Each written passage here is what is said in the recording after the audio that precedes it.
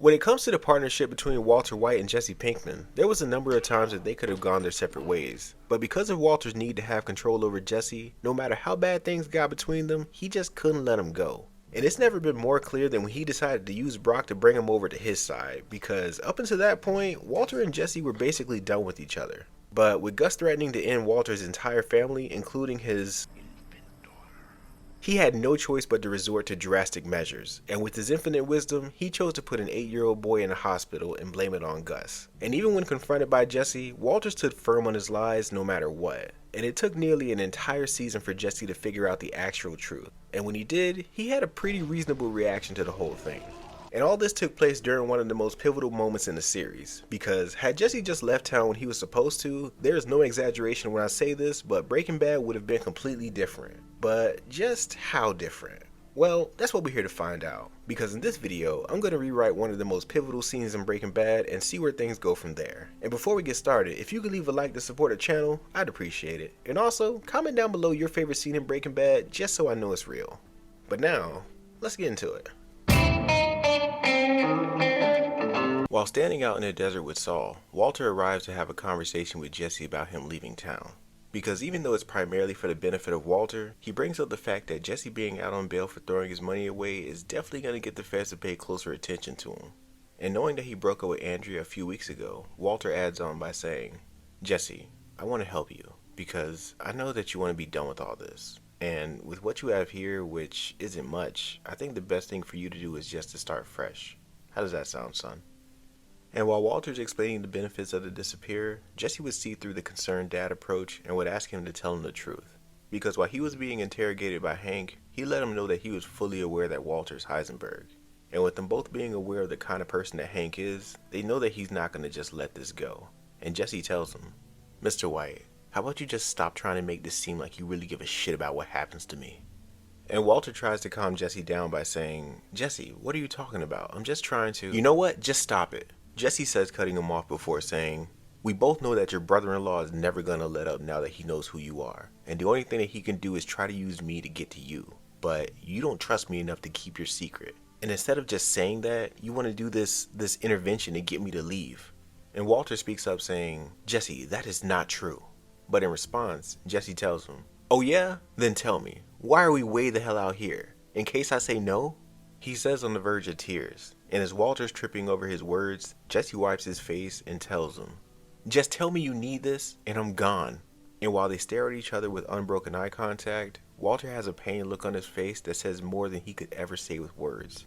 And after a few moments of awkward silence, Walter steps towards Jesse and pulls him in for a hug.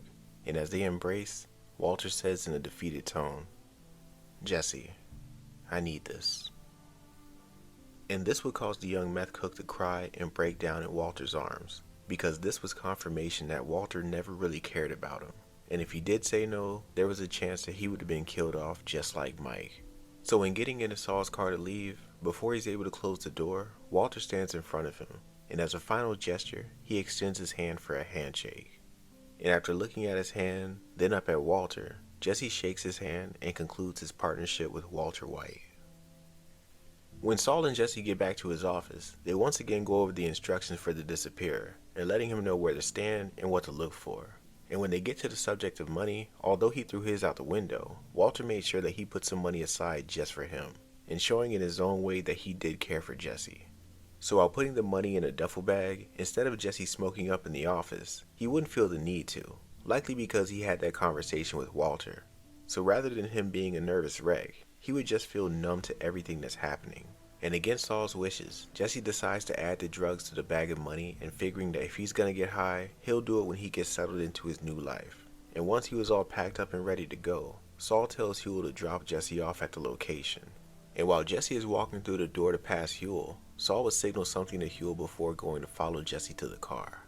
And 16 minutes later, Jesse will be standing on the side of the highway with his bag of money at his feet.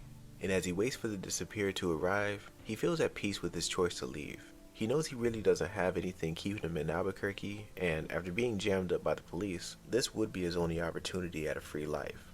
And with it being funded by Walter himself, he's not really sure how to feel about that. But considering everything he's done up until this point, from murder to meth cooking, this is the best case scenario for him.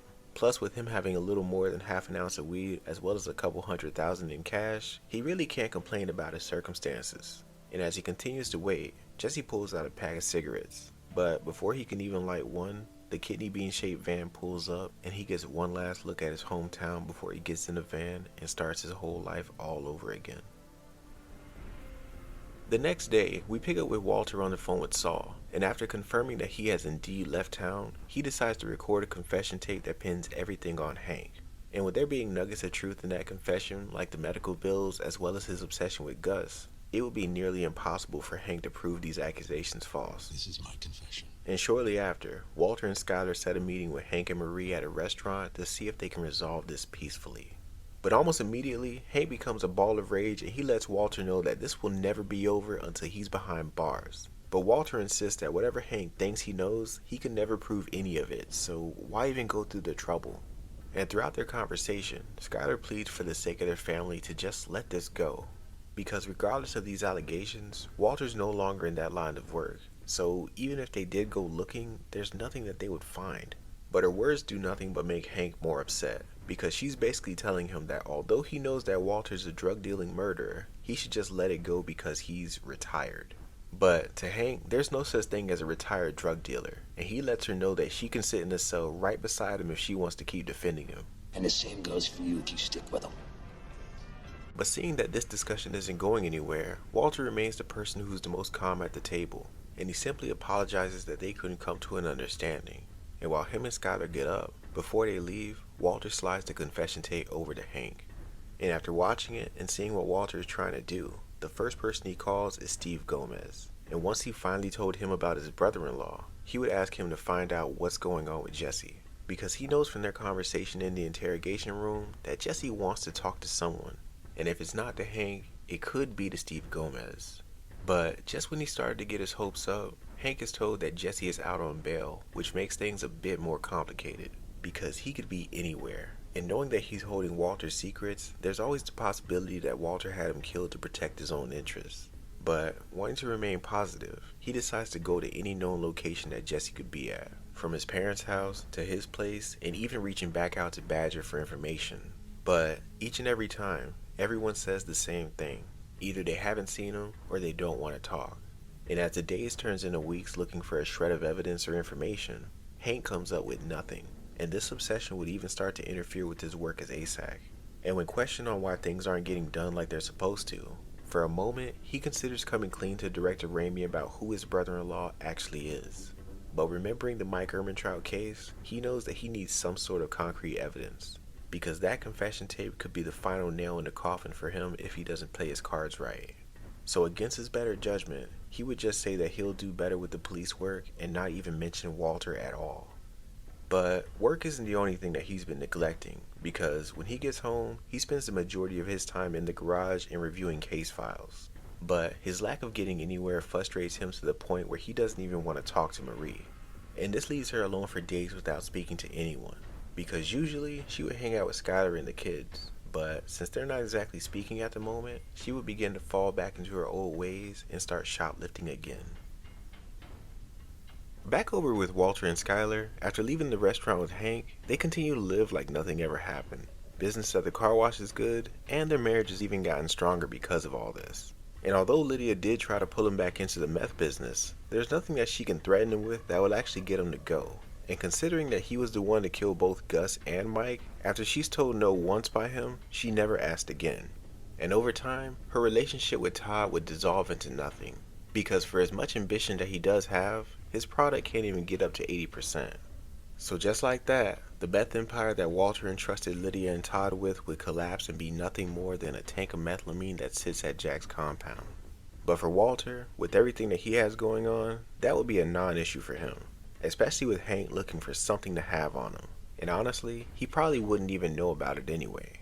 And with it now being almost 4 months since he gave Hank the tape and it's been radio silence on his end, Walter is convinced that he's in the clear. And with his cancer being back and him once again on chemo, he focuses on what matters most to him, which is spending whatever time he has left with his family. And although Marie and Hank no longer talk to him or Skyler, they wouldn't be as bothered by it as you would think. Because with more money than they know what to do with, as well as a bulletproof story that might as well be a get-out-of-jail-free card, They would start to go on lavish trips just to avoid having to explain to Walter Jr. why they're so distant from Hank and Marie. In their first trip, they would decide to go all out and take a trip to Europe for a month. So while the family's out enjoying their vacation, we pick up with Hank, who's in another meeting with director Raimi, and he's once again reprimanded for not doing his work as ASAC. And with Hank having no excuse for his poor performance, or at least not one that he wants to tell him, he will be given an ultimatum from the higher-ups to either focus on the work or just resign. And for the rest of the day, he thinks about what he's gonna do, because him being the head of the DEA is all that he's ever wanted to be. But knowing what he knows about Walter is something that he just refuses to let go. But after reviewing hundreds of case files and doing overnight stakeouts, he doesn't even have a shred of evidence to prove anything against Walter. And regardless if he goes to the DEA with these claims or just keeps looking for evidence, either way, his career is on the line, especially as long as those tapes exist. So after a long night of consideration, Hank would have no choice but to move on and accept that he lost. But not even for a second would his hatred for Walter go away, and he would just hope that one day his brother-in-law will be brought to justice.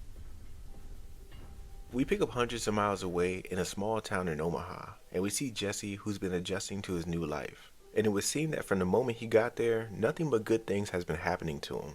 Like on his first day, he met a girl and they instantly connected. And oddly enough, it was at a Narcotics Anonymous meeting, because I like to think that ever since Jane died, he would feel comfortable being there, even if his last meeting he attended didn't exactly go so well. I made you my bitch! You okay with that? But with him enjoying his new life, the last thing that he was worried about was drugs. And with each passing day, his old life would feel like nothing more than just a distant memory. But one night, out of the blue, he wakes up at 3 in the morning from a nightmare that he had of him killing Gail. And most nights, his girl will be there with him, but not tonight. And as he glances over to the duffel bag sitting in the corner of his room, he would have the urge to smoke just to take the edge off. And although he's sober, smoking weed is not the same as smoking crystal, or at least that's what he says to himself. So as he gets up and digs around the bag, he searches for the drugs that he put inside months ago. And even after emptying everything out of it, all that he would find is money. And with him being the only person who had access to the bag, he starts to think about where his stuff went.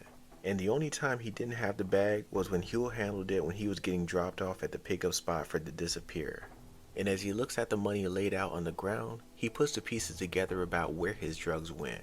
And if Huel was the one to snatch the drugs without him knowing, he thinks about the rice and cigarette that went missing coincidentally at the same time he went to Saul's office. And as much as Walter denied it and tried to manipulate him into believing that it was just misplaced, in reality, it was taken off him without him ever noticing.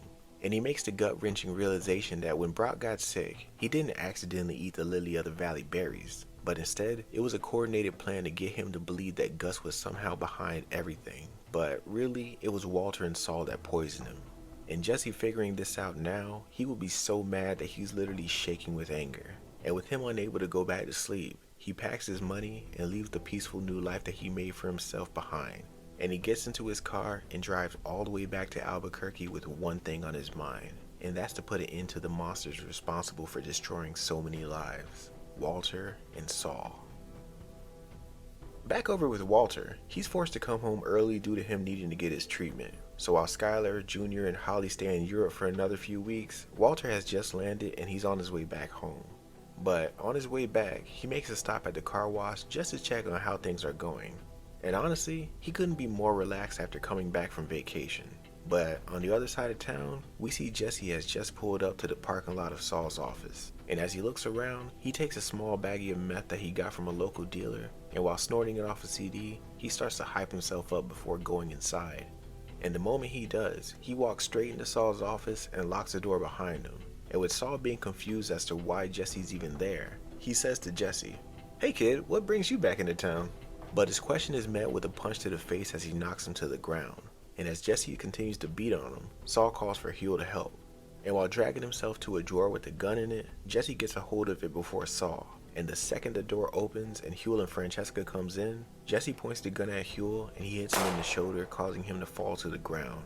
And when he brings his attention back to Saul, he demands to hear the truth from his mouth. And while Saul sits on the ground scared and confused, he asks Jesse, "What is this even about?"